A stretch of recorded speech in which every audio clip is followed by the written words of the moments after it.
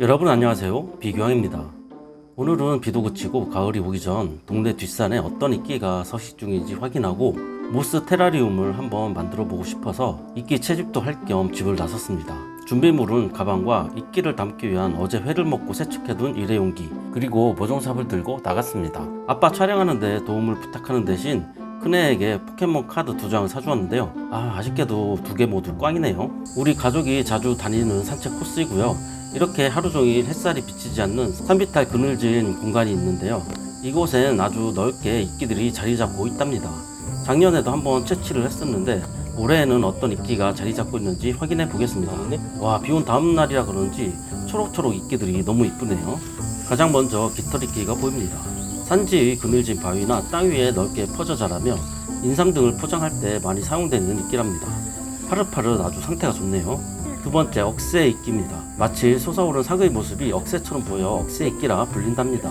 와, 이 이끼는 무슨 이끼일까요? 분명 작년에는 보지 못했던 이끼인 것 같은데요. 와, 존재감도 아주 뿜뿜하고요. 넓고 풍성하게 자리를 잡았는데 너무 이쁘네요. 집에 가서 어떤 이끼인지 한번 찾아봐야 하겠습니다. 이 이끼로 테라리움 꾸미면 정말 이쁠 것 같네요. 마지막으로 해가 잘 드는 길가에 옹기종기 모여 자라는 입자가 가장 작은 꼬마 이끼입니다. 연한 녹색을 띠고 있는데요. 만져보면 아주 부드러운 극사새 이불을 만지는 듯한 보들보들한 느낌이 아주 좋습니다. 야, 오늘 완전히 득템을 많이 한 것 같다 뿌듯하네요. 자, 이렇게 4종의 이끼를 채집했고요. 채집하는 동안 우리 태연이 삽목이 2방이나 물렸네요. 자, 집에 도착했고요. 이렇게 자연에서 이끼를 채집하면 개미나 땅거미, 집게벌레가 딸려오는 경우가 많아 우선 눈으로 한번 확인한 후에 물로 세척해 구명을 해주어야 합니다. 이렇게 해줘도 가끔 개미가 나올 때가 있는데요. 발견 즉시 없애주어야 합니다. 아까 이름 모르는 이끼는 책에서 찾아보니 소리끼였네요. 자, 그럼 물로 헹구어 주었고요. 저만의 스타일로 배양 박스를 한번 만들어 보겠습니다. 이 통은 다이소에서 쇼핑하다가 우연히 발견한 뚜껑 채반 통인데요. 이렇게 뚜껑과 하단에 물을 쉽게 분리할 수 있는 채반이 포함되어 있어 수분 조절하기에 아주 편할 것 같더라고요. 먼저 바닥에 물을 부어주고 그 위에 일회용 행주 깔아주고 그 위에 화산석을 뿌려주겠습니다. 마지막으로 분갈이 흙을 뿌려주겠습니다. 자, 마무리 되었고요. 그 위에 이끼들을 가지런히 놓아주겠습니다. 이끼와 분갈이 흙이 충분히 습기를 머금을 수 있도록 분무해 주겠습니다.